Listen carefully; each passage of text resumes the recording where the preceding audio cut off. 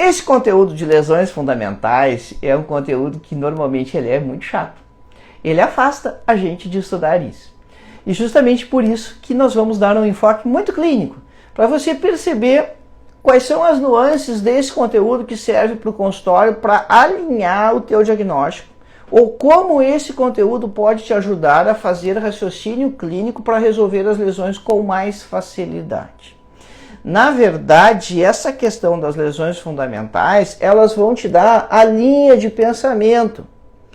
E dentro das características principais, e isso é a lesão fundamental, a característica principal, o principal aspecto que aquela alteração tem, como dizia um dos meus professores, o jeitão, né, o jeitão da patologia, isso é a lesão fundamental, é o jeitão que ela tem.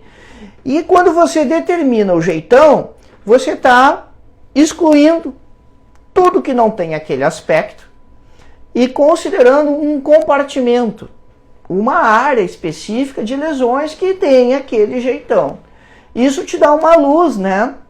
Te dá um caminho a seguir para você conseguir fazer o diagnóstico. Que é o objetivo principal, até nem é o diagnóstico, o objetivo principal é você ser resolutivo. É você ter uma resposta para dar para o paciente. Mas claro que um tratamento efetivo, um tratamento mais eficiente, mais rápido, até mais barato, mas principalmente mais eficiente, que tenha resultado rápido, que mostre que você é resolutivo, ele acaba estando vinculado a esse diagnóstico e esse passo das lesões fundamentais é importante. Também é muito importante para você registrar. Você vai colocar lá na ficha do paciente qual era esse aspecto principal da lesão. Nada impede que você seja objetivo, sucinto, direto, né? O paciente tem afta, você não precisa descrever úlcera, lesão ulcerada, se quiser já colocar o diagnóstico, tudo bem, mas tem casos que você vai estar evoluindo nesse raciocínio, evoluindo nesse processo diagnóstico, e aí a lesão fundamental vai te ajudar. E também vai ter situações que o paciente vai fazer a consulta, você vai fazer tudo bacana, vai fazer aquela anamnese qualificada, bem feita, elaborada, vai conversar bastante, vai passar o paciente para a cadeira odontológica, vai fazer o exame físico e você não tem o diagnóstico ainda. Talvez porque precise de exames complementares, talvez porque você está no curso Curar Transforma, vai pedir uma opinião para o Maurício, né, que os alunos do curso têm essa assessoria. E aí, como é que você vai escrever lá na ficha se você ainda não sabe o que é? Justamente, você vai usar as lesões fundamentais para colocar essa descrição, porque vai te dar o jeito principal que a lesão tem. E aí, assim, ó, quando a gente ia ensinar isso na graduação, né, eu comecei a dar aula muito cedo com um grupo de professores mais antigos, tipo adotado. E aí, quando tu entra num grupo para dar aula, assim, que a galera já está trabalhando e tu é o novato, as piores aulas são aqueles que te entregam para dar. É sempre assim. Então, tu é novo, tu está começando na aula e eles te dão o pior conteúdo, porque o melhor eles gostam. Então, sobra para ti. E aí os caras ainda te dizem assim, né? Tu vai tirar leite de pedra. Se tu conseguir ensinar lesões fundamentais, é porque tu vai conseguir ensinar qualquer coisa. Bom, beleza. E esse grupo que eu comecei a trabalhar eram 3 professores, sendo que um era bem mais velho, já era o professor dos outros 2. E um me tratava assim com muito carinho, sim, ele era muito afetuoso. Outro me tratava na porrada, né, na base do pontapé, assim. E o mais velho, claro, me tratava com formalidade, justamente por ser já uma pessoa mais velha, com mais idade. E aí, então, esse que me tratava assim de forma mais afetuosa dizia: Mauricinho, você tem que tornar esse conteúdo palatável. Os alunos têm que gostar disso. É claro que não foi na primeira vez que isso deu certo, mas a gente conseguiu relacionar isso direto com a clínica. Então, em vez de você ficar descrevendo lá como é que é uma úlcera, como é que é uma placa, como é que é a diferença da vesícula para a bolha, gente, tem determinadas conceituações que elas te ajudam, mas você tem que ser muito clínico para que elas tenham aplicação e para que elas sejam interessantes para você. Então vai ter situações que não vale a pena você ficar perdendo tempo em detalhes dessa diferenciação, se tem 1 milímetro, se tem 5 e tal. principal é que você entenda que essa questão das lesões fundamentais é principalmente para te dar o aspecto principal e aí tu correr atrás, dentro daquele grupo de lesões, quais tem aquele aspecto principal para te ajudar nisso. E aí tem uma outra coisa importante que a gente não pode esquecer, que é a natureza da lesão. Você vai ver lá que é uma placa, que é um nódulo. E aí, gente, você vê o nódulo e você precisa definir se isso, por exemplo, tem natureza inflamatória, tem natureza tumoral ou se isso é algo reacional. Esses são, assim, ó, 2 pontos muito importantes para você fazer o raciocínio clínico, para você fazer o diagnóstico diferencial. Então, você definir a lesão fundamental e, ato seguinte, você definir a natureza dessa lesão, se aquilo tem jeito de ser tumor, inflamação ou algum tipo de reação a alguma agressão que não necessariamente seja algo inflamatório, porque a inflamação também é uma reação para agressão.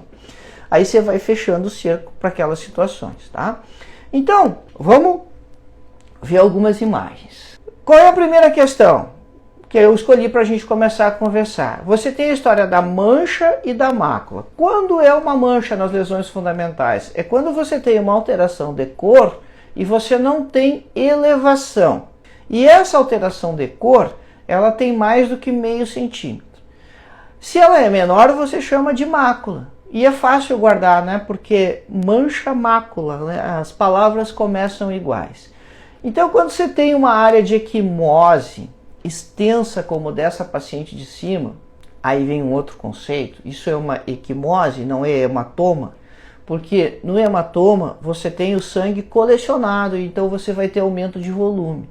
E na equimose você tem o sangue distribuído no plano tecidual. Ele está entre as células do tecido, ele não está todo junto. E é isso que a gente quer dizer com coleção. Coleção de sangue é hematoma, coleção de pus é abscesso. Coleção quer dizer que está tudo junto ali. Então aqui é uma equimose e como não tem aumento de volume, você pode classificar nesse caso aqui como uma mancha. No caso de baixo, onde tem as setas amarelas ali, aí entra aquela história, né? Você diz, vou ter que pegar uma régua para medir, e justamente é o ponto que nós conversávamos. É legal ser preciosista, é importante, mas não é o fundamental.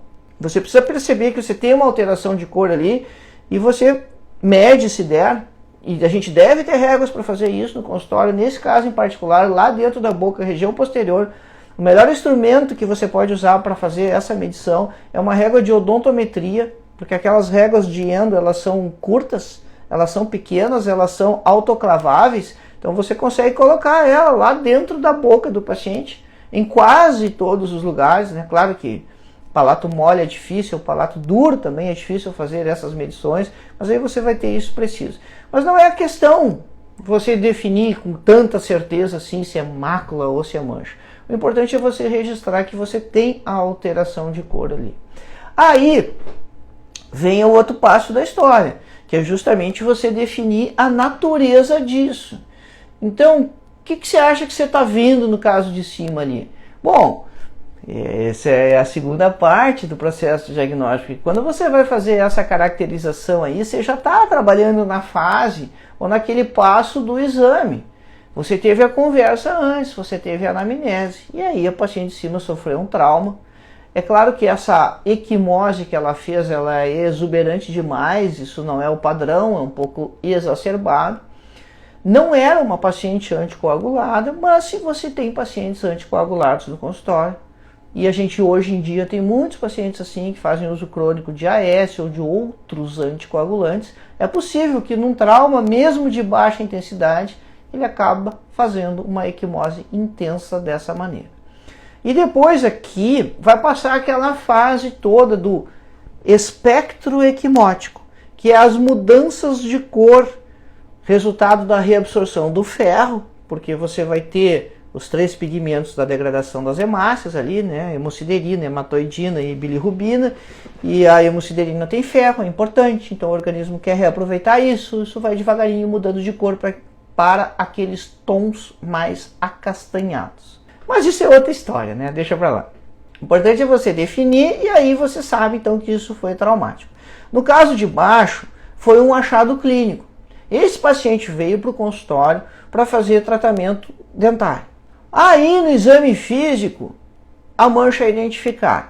Veja bem, muda o jogo, ou muda a maneira de conduzir e andar com esse caso aqui. Por que que isso muda? Porque quando você tem aquela mancha ali que o paciente não sabia que tinha, você não tem história clínica. Essa mancha que está nas setas amarelas foi você, o dentista, o colega, enfim, fui eu, né, que percebi. Você precisa dar um passo para trás. Você precisa primeiro mostrar para o paciente que ele tem aquela mácula, porque aquela ali é uma mácula, então tem menos de meio centímetro, não vai ter história, e aí o próximo passo é você justamente definir a natureza, se aquilo tem história de trauma, se ele mordeu ali ou não, se ele lembra de ter traumatizado, ele vai dizer que não, e você precisa então determinar se aquilo tem natureza vascular ou se aquilo é pigmentação, se aquilo é lesão por melanócitos. Aí você vai fazer os testes lá, diascopia, vitropressão, mas vê bem, por que que você passou para essa etapa de fazer testes se aquilo era vascular ou era melânico? Justamente porque você definiu a lesão fundamental. Justamente porque você definiu que era uma mácula e aí dentro do grupo das máculas que são escuras, você tem as alterações de melanina ou você tem essas alterações de trauma, como é o caso de cima, ou você tem as alterações provocadas pelos melanócitos que produzem pigmentos. E calma, né, pessoal? É difícil você ter melanoma na boca. Não que não possa ser, mas é muito raro. Então, antes dessa investigação pender para o lado do tumor maligno, embora você tenha que sempre estar atento a isso, precisa considerar a mácula melanocítica e pode pensar num nevus ali. Nevus é elevado. Se você não tem aumento de volume ali, e aí já ia sair da história da mancha, ia ser escuro, ia ser pigmentado, mas não ia ser mancha. Mas aí, nesse caso, se tivesse elevação, você poderia pensar no nevus. Então, olha só, o que eu quero mostrar aqui? Eu quero mostrar a sequência do pensamento que você está fazendo, tá? No primeiro caso, você vê o paciente com essa alteração grande e no momento que você inicia a conversa, o paciente vai contar para você que teve o traumatismo. O caso de baixo, o paciente não sabia que tinha, você precisa fazer essa abordagem. E você, dentro então de mostrar e de fazer o questionamento, alinhar dentro das lesões fundamentais as suas hipóteses de diagnóstico. E é para isso que as lesões fundamentais vão te ajudar. O próximo passo é a natureza. Então, pode ser traumático, o caso de baixo, pode ser pigmentação por melanócitos ou pode ser pigmentação por alterações vasculares. Aí vai seguir a história e aí você vai fazer o seu diagnóstico diferencial ali. Então, vê bem, né, são questões importantes para você conseguir alinhar o seu raciocínio. Então, vamos adiante nesse processo aqui. Tá? Vamos ver uma outra situação onde você vai ter a lesão escurecida com o aumento de volume. Justamente comentávamos a respeito disso. Você tem o pigmento, mas você tem aumento de volume. Se você tem aumento de volume, saiu do grupo das lesões fundamentais de manchas ou de máculas. Ah, mas está pigmentado. Sim, mas tem aumento de volume. Se tem aumento de volume, isso é uma lesão nodular. E essa é outra das lesões fundamentais. As lesões nodulares, que podem ter diferentes naturezas, nós vamos discutir isso, vamos ver várias situações aqui das lesões nodulares e o que fazer, e quando é uma coisa, quando é outra. Mas aí, qual é o passo anterior aqui, antes de olhar a lesão? A anamnese qualificada, é uma criança, tem 6 anos, você está vendo os dentes em erupção, e já tem ali uma imagem de uma tomografia que mostra nessa tomografia que não tem nada de envolvimento ósseo. Então, é uma lesão só na gengiva. E que o paciente, a mãe do paciente no caso, né, a mãe e o pai contam que isso é congênito. Ele nasceu com aquilo ali e não tinha nem os dentinhos. Aí nasceram os dentinhos de leite, isso nunca foi resolvido, né, essa coisa foi passando. Ele esfoliou a dentição temporária, está em fase de troca, você percebe na tomografia ali a erupção dos caninos, ainda tem um canino descido em boca, e os incisivos que já erupcionaram por dentro da lesão de novo. Então, olha só, tem a cor, Mas aí você sai do viés de mancha ou placa, e como tem aumento de volume, isso está nodular, então agora sim a gente pode chamar isso de nevus. Esse é um nevus melanocítico, esse é o diagnóstico conclusivo, mas o importante é você determinar, primeiro, que isso não é grave, porque isso é congênito, tem 6 anos de evolução desde que a criança nasceu, e se fosse algo mais grave, certamente já teria evoluído de forma muito ruim, de forma muito mais sinistra, né? E você tem tranquilidade para dizer para a família que isso também não tem envolvimento ósseo, que isso está só na gengiva, porque você tem o exame ali. E aí, esse nome que eu disse para vocês aqui, nevus melanocítico, esse é um problema para o patologista. Ele que vai ter que chegar a essa conclusão. A gente sabe que é uma lesão que está na gengiva, a gente sabe que é congênito, e a gente sabe que vai ter que remover isso. E com a remoção depois vai ser feito o laudo histopatológico, e com o laudo histopatológico vai vir o diagnóstico definitivo. Então, presta atenção nessa questão aqui. Presta atenção nisso. Quando você está tratando de lesões nodulares, então os aumentos de volume, você vai definir pelas lesões fundamentais que é uma lesão nodular. Nessas situações, certamente o diagnóstico definitivo não vai ser nós que vamos dar. O diagnóstico definitivo vai ser o patologista. A gente vai chegar à conclusão que tem que tirar. Precisa remover o nódulo. Se ele não for de natureza inflamatória, porque vai ter algumas circunstâncias que nós vamos poder usar outras formas de tratar, né? Tirar a causa da inflamação, ver se aquilo vai regredir ou não, e depois optar se vai precisar fazer cirurgia ou não. Mas tem outros nódulos que você já vai indicar a remoção de forma clara, determinada, e aí você pode eliminar aquele nódulo sem passar pelo patologista? De jeito nenhum, pessoal. Aí você ainda está no meio do caminho. E qual é a importância de você saber isso? Bom, e se for um fibroma? O que quer dizer? Quer dizer que é um tumor e teve uma ocorrência aleatória. Agora, se é uma hiperplasia fibrosa, é uma lesão inflamatória, provavelmente teve uma causa, teve um fator predisponente.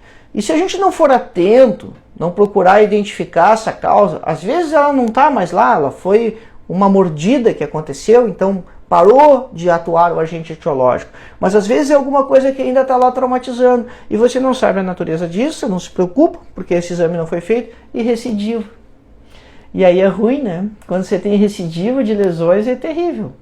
Acontece, claro que acontece. Algumas lesões, isso é típico da característica dela, ou seja, a lesão tem a tendência de recidivar, mas tem muitas vezes que a gente pode evitar ou diminuir essa possibilidade, né? Minimizar esse risco de recidiva quando a gente sabe a natureza dela.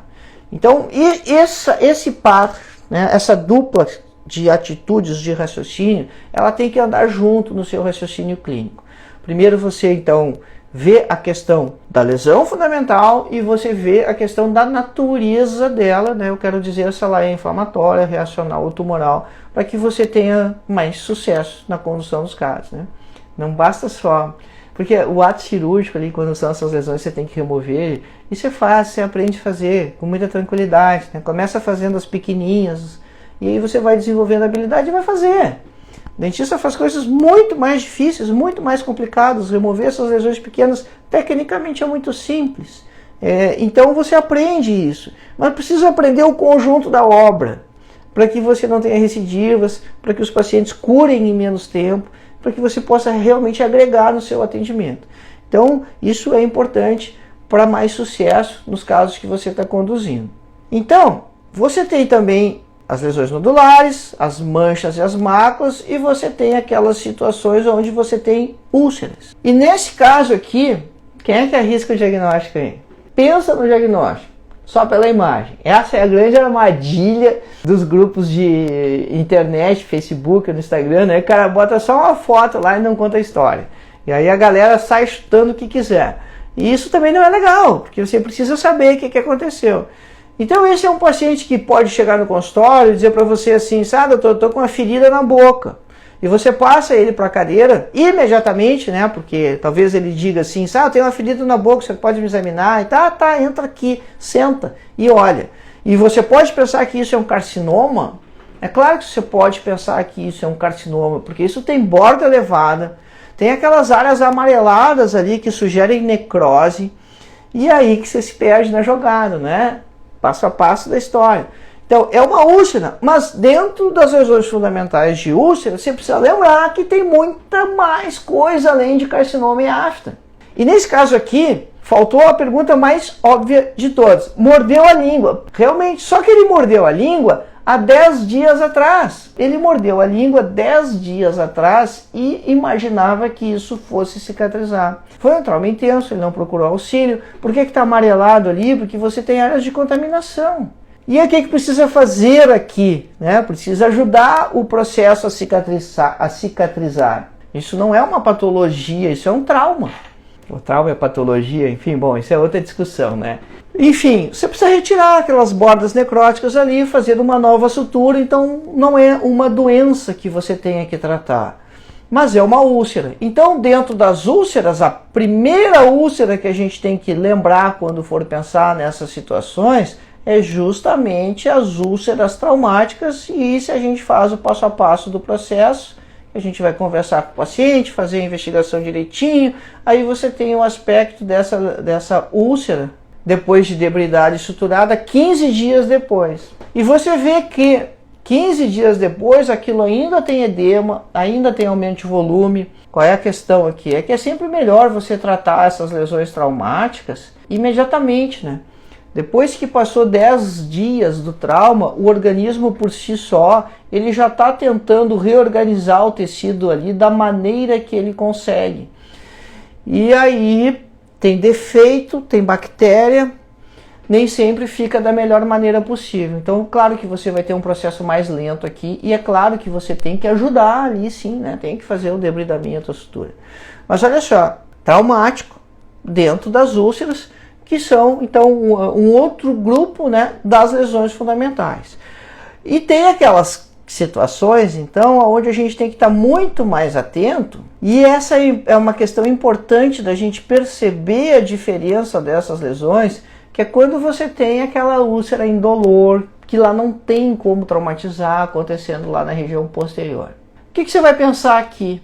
Você já sabe que é úlcera. Lembra, né? Natureza da história. Isso é inflamatório ou isso é tumoral?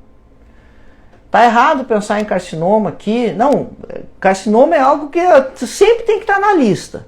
Pelo menos no início da lista. Pode ser que na sequência, à medida que você vai já conversando e evoluindo e sabendo o que está acontecendo, ele já saia da lista. Mas você sempre tem que estar ligado para a possibilidade de ser um tumor maligno, embora essa seja a menor possibilidade estatisticamente. Tem que saber disso. Pode acontecer, não é frequente, mas quando acontece você tem que estar atento, né? Você tem que saber reconhecer a história. Como é que você vai concluir essa história aqui? Então isso não dói, o paciente notou que aparecia porque ele percebeu desadaptação na prótese lá atrás, é de natureza tumoral? Muito provavelmente, né? E aí, gente, aqui não tem jeito, aqui você tem que biopsiar. Quando é que você vai fazer a biópsia aqui? O quanto antes. Porque o aspecto da lesão é agressivo, é uma úlcera, e quando você suspeitar de malignidade, você precisa ser ágil na biópsia. Precisa ser ágil sempre? Não, precisa ser ágil sempre que você suspeitar de malignidade. Então aí você tem que agilizar esse processo, né? Agilizar essa questão para que você possa ser resolutivo e para que não se perca tempo nesse processo aqui. Existe uma outra tendência, uma outra lesão, na verdade, que pode ser confundida com as lesões malignas, mas que aí é de natureza inflamatória. Tem regiões do Brasil que isso aparece bastante. Tem lesões do Brasil que isso quase não aparece. Mas olha como isso tem um aspecto um pouco diferente. Você vê que isso é úlcera também, mas é úlcera rasa. Não tem aquele jeito infiltrativo, destrutivo. Não tem bordas elevadas. São pacientes diferentes, mas é a mesma patologia, na foto de cima e na foto de baixo. E isso é uma micose profunda. Por que a gente chama de micose profunda? Porque tem um fungo, que é o patógeno, que infiltra para dentro do tecido. Diferente, por exemplo, da micose mais comum que acontece na boca, que é a candidíase, que ela é superficial. A cândida até tem uma implantação na mucosa ali, mas é uma implantação muito discreta, muito superficial. Aqui não, aqui você tem um micro-organismo lá para dentro do tecido conjuntivo. E aí fica essas ulcerações. Então você vai fechar esse diagnóstico aqui só com biópsia também. Isso é paracoccidioidomicose. Então em algumas áreas do país isso aparece bastante, outras nem tanto. Aqui no sul aparece mais ou menos, também tem áreas no estado, aqui no pé da serra, antes de ir para Gramado, Canela, ali, aquelas cidades embaixo ali no vale, isso aparece bastante lá, e aí cada um de nós tem que ver dentro da sua área geográfica, né, se isso está aparecendo ou não. Mas aqui tem uma dica importante: o paciente tem ulceração, e você tem que fazer uma pergunta aqui para esse paciente muito importante. Normalmente, porque isso é uma infecção pulmonar, o fungo implanta na boca e faz a lesão secundária ali, mas ele está no pulmão. Então, um problema mais grave, um problema sistêmico. Isso da sudorese noturna. Então, você pergunta isso para o seu paciente. Olha, está acontecendo de você suar muito durante o sono, durante a noite? E se ele disser para você assim, doutor, eu tenho suado às vezes tanto que preciso trocar a camiseta. Então, você tem uma dica aí muito importante, semiotécnica, para alinhar o seu diagnóstico. E aí, na biópsia, invariavelmente pega o micro-organismo lá, o patologista vai enxergar o micro-organismo. Mas é uma úlcera, você pode confundir isso com carcinoma, sim. Pode ter história de tosse, mas pode não ter, né? Mas essa história da sudorese é uma pergunta, um achado clínico que o carcinoma não vai dar. E aí, gente, olha só, como é importante essa conversa, né? A anamnese com o paciente ali, você vai aprendendo isso com o tempo. Você vai pegando essas questões, assim. E às vezes o paciente conta e você não valoriza, né? Você diz, doutor, eu tenho suado muito de noite. Às vezes ele fala isso espontaneamente. Essa é uma dica importante para paracoccidioidomicose. Tratar isso é complicado? Não! Tratar isso é com medicamento, é com sulfa. O paciente vai usar sulfa por um bom período. É claro que o acompanhamento precisa do pneumologista, porque precisa investigar a questão pulmonar, mas o dentista vai acompanhar a cicatrização ali, a evolução das lesões da boca, sendo que muitas vezes é o dentista que vai fazer o diagnóstico, porque essas úlceras que aparecem na boca são a única manifestação que esses pacientes podem ter. Aí então você tem também aquela questão das úlceras mais inocentes, que são as aftas, e aí está dentro desse grupo das lesões fundamentais de úlcera, mas você tem casos como o caso inferior, aqui a imagem de baixo, que você tem líquen plano. E a queixa desse paciente ali, com essa lesão na mucosa jugal do lado direito, é uma afta. Mas não é uma afta. Mas assim que os pacientes normalmente se referem às lesões intrabucais, não é? Às vezes eles nos procuram com o mucoceles, que é uma bolha, e chamam o mucocele de afta. E é importante a gente fazer essa separação, a gente explicar isso para o paciente, né? Para que as pessoas não tenham uma noção equivocada de que tudo que acontece na boca é afta. Não, o universo de alterações ele é muito grande e nós temos um papel importante em informar isso, né? E também para valorizar a nossa prática, né, pessoal? A gente não está tratando sempre a mesma coisa, porque se o paciente pensa que tudo que tem na boca é afta, ele vai achar que o dentista trata aftas, simplesmente. Quando tem muita coisa diferente aí. E a gente precisa ter essa postura, né, de informar, olha, a afta é uma doença específica, isso que você tem aqui não é afta, é outra coisa. E no caso ali da lesão na mucosa jugal, o paciente tem um líquen plano. Então o processo diagnóstico é diferente, mas olha como agora as coisas começam a se misturar. Você pega o livro de patologia, você pega o livro de estômago e você vai ler nesse livro, nas lesões brancas, o líquen plano. E o paciente veio com uma úlcera para você.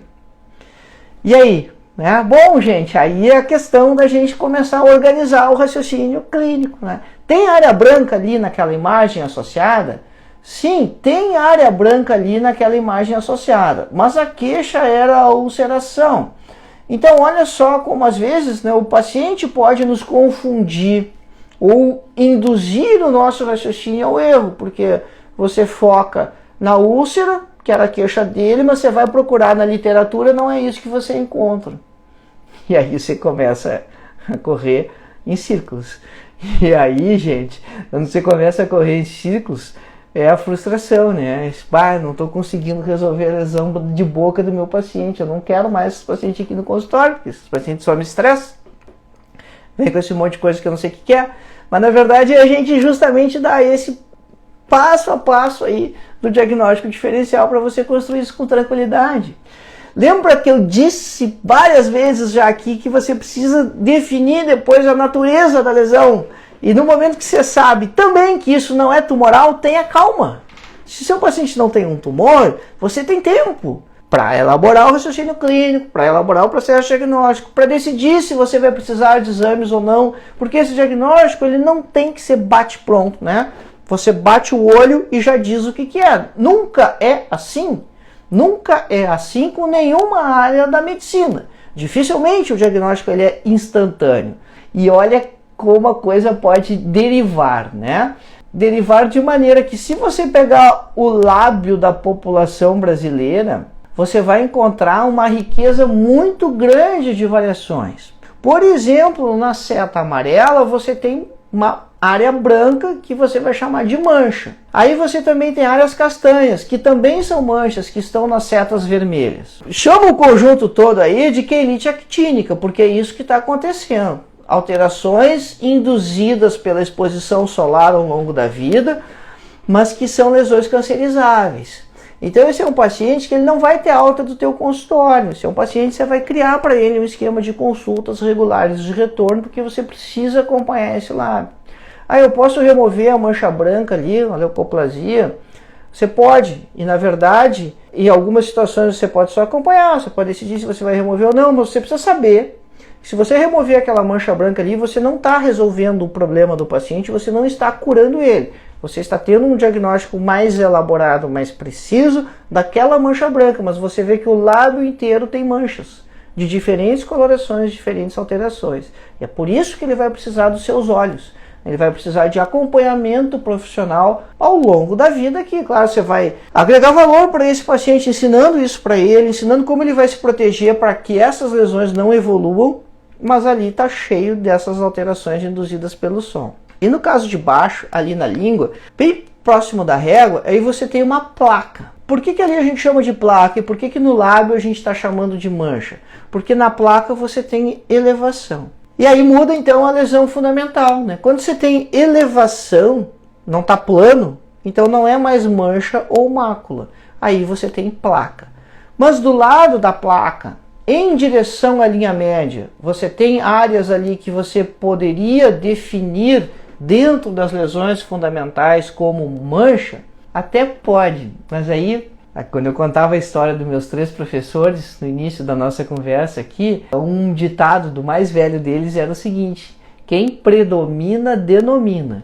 Então, se o predomínio da área aqui é de placa, é de elevação, use essa nomenclatura, né? Não complica as coisas. Faça a classificação que ela é mais óbvia, que ela é mais evidente. Então, o que predomina ali são as placas brancas na língua. Próximo passo para esse paciente da língua é você determinar a natureza. Então, você vê o seguinte, né? Tem um respeito à linha média ali na evolução dessa lesão. Não tem outras, é só aquela ali. Então, aquela questão do líquen começa a ficar distante, né? Você começa a trabalhar com a hipótese de leucoplasia. Como é que a gente faz diagnóstico de leucoplasia? É por exclusão.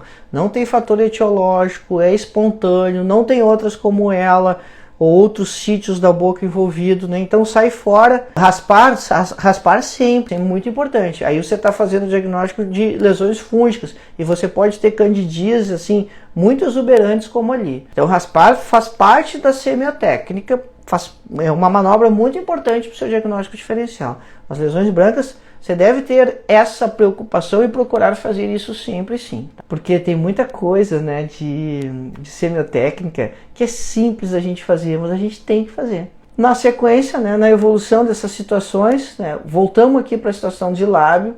Fazer esse registro, então, é importante. Se você vê bem ali na linha do 2 ao 3, na medição ali, você vê uma placa branca mais marcada, mas você vê de novo a alteração do lábio. Não é placa. Não é placa porque não tem elevação, é mancha. Então, vê bem, quando você faz esse registro de forma correta também nas suas anotações, você está usando as lesões fundamentais para te ajudar na próxima consulta, para te ajudar no seu acompanhamento, na sua evolução. Porque você anotou que era uma mancha, tem a convicção disso. Se na próxima consulta estiver elevado, opa, mudou, esse epitélio está reagindo, está acontecendo alguma coisa ali, que agora ele tem espessura, porque ele está elevado, agora ele passou a ser uma placa. Então, nós consideramos as lesões fundamentais num determinado momento para te ajudar a raciocinar, para te ajudar a fazer o diagnóstico diferencial, mas isso vai servir muito, mas vai servir muito também para que você tenha um acompanhamento ao longo do tempo, para você saber se aquilo mudou de aspecto, se aquilo mudou de lesão fundamental. E tem uma delas que muda assim rapidamente no seu aspecto, que é o herpes. Porque no herpes você tem a ocorrência de uma bolha e pouco tempo depois essa bolha se transforma numa úlcera. E se o paciente não percebeu essa fase da bolha, como muito acontece na questão do herpes intrabucal, dificilmente o paciente vê a formação da bolha, a formação da vesícula intrabucal. Qual é a diferença da bolha e da vesícula? Assim como você tinha a diferenciação de mancha e de mácula pelo tamanho, bolha e vesícula você também vai diferenciar pelo tamanho. Se você tem uma lesão com conteúdo líquido, essa é a definição de bolha, essa é a definição de vesícula. Só que se essa lesão com conteúdo líquido ela tem até meio centímetro, a gente chama de vesícula, e se ela tem mais de meio centímetro, ela chama de bolha. E a armadilha é quando ela estoura e aí você fica com uma úlcera. Vê bem como é importante também você ter aquele passo da anamnese lá bem determinado. E aqui na história do herpes intrabucal, embora muitas vezes o paciente não tenha percebido a ocorrência da vesícula, você tem uma história de dor, de manifestação muito intensa. E essa é uma dica muito importante para o diagnóstico do herpes em particular. Mas temos aquelas situações onde nós vamos ter lesões nodulares de diferentes naturezas. E isso é muito importante, pessoal, para que você tenha sucesso no tratamento. Então você tem, por exemplo, as lesões nodulares. Nodulares quer dizer que você tem esses crescimentos. Nem sempre eles são exofíticos assim. Você pode ter lesões nodulares submucosas. Você precisa palpar para sentir que vai estar lá na profundidade do lábio inferior, lá na profundidade do lábio superior, da região jugal, onde for. Mas você tem esses que são exofíticos.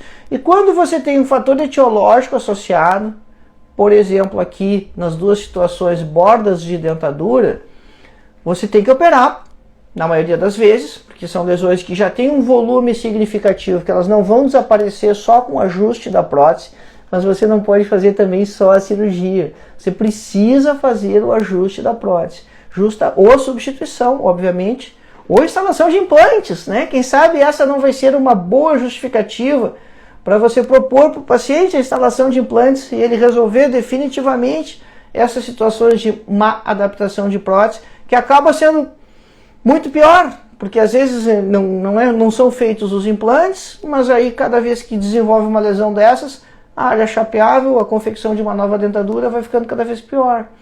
Mas você precisa enfrentar essa questão da dentadura paralelo ou antes de você fazer o procedimento cirúrgico, senão recidiva. Não pense você que o paciente vai ficar sem dentes, né? Ele não vai ficar sem dentes. Ele vai colocar a prótese que ele tem no pós-imediato. É óbvio, isso sempre acontece. E aí você pode acabar, de certa forma, perdendo a cirurgia, porque a lesão vai desenvolver de novo, vai crescer de novo essa lesão nodular, e aí você vai ter que reintervir. Então seja cuidadoso, sempre com a identificação da natureza da lesão, para que você tenha sucesso no tratamento. Quando você tem lesões tumorais, bom, gente, aí é outra história. A lesão tumoral, ela aparece de forma aleatória, você não tem um fator etiológico associado. Então na língua você tem um hemangioma acontecendo ali, é uma lesão nodular também, tem um aumento de volume, mas isso não depende de etiologia, como você tem as hiperplasias fibrosas. Então, no caso de baixo, você tem um papiloma lá exuberante do palato mole, na linha média, que também é uma lesão tumoral. Nesse caso, os papilomas, ou em todos os casos, na verdade, né, os papilomas são induzidos por um dos mais de 200 subtipos de HPV. E aí então a família é muito grande, né? Mas é um tumor benigno de epitélio que você precisa tratar ele cirurgicamente, e aí não tem um fator predisponente ou etiológico ali para ser removido. Mas tem outras lesões nodulares que elas são de natureza inflamatória, que você precisa estar ligado justamente para ter sucesso nos seus casos. Um exemplo é o granuloma piogênico. E quando ele está grande, que nem esse aqui na gengiva, no rebordo, aí a gente tem muita dúvida. Porque será que o granuloma piogênico pode ser uma lesão de células gigantes, né? Não é tão comum, mas pode ser.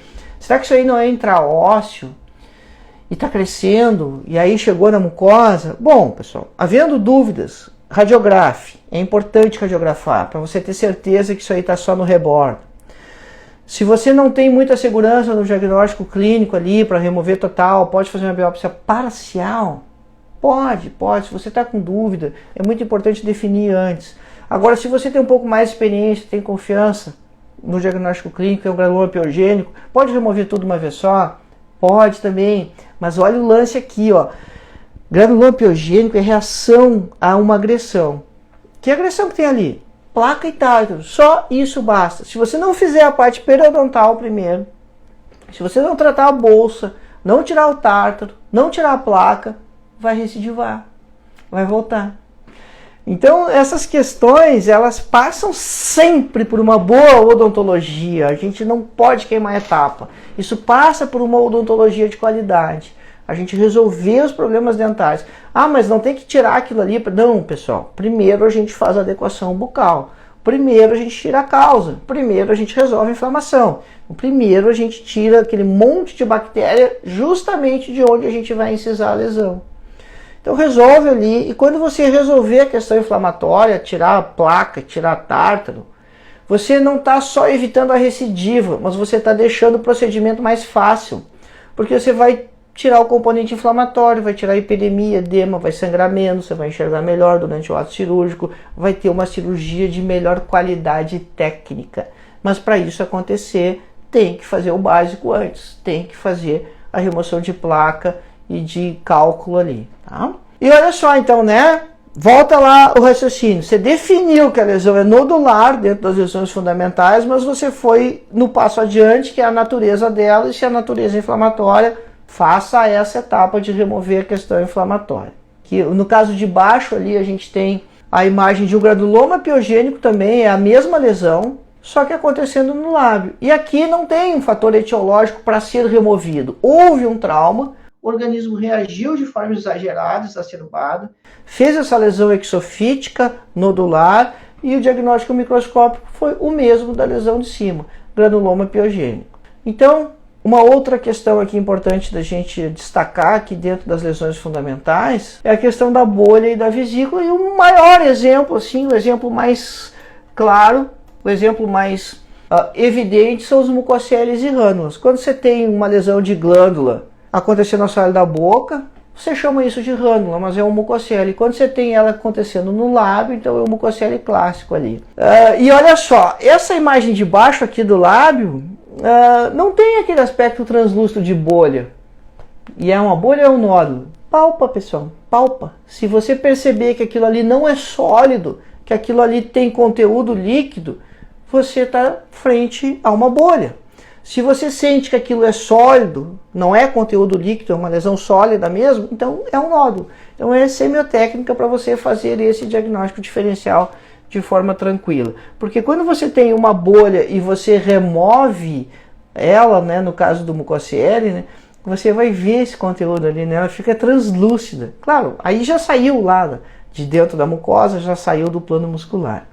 Então, pessoal, essa era a mensagem principal, a gente conseguir pegar essa parada das lesões fundamentais, que sempre é um assunto assim um pouco chato quando a gente estuda isso na graduação, quando a gente vê isso em curso, mas por que você precisa fazer essa conexão?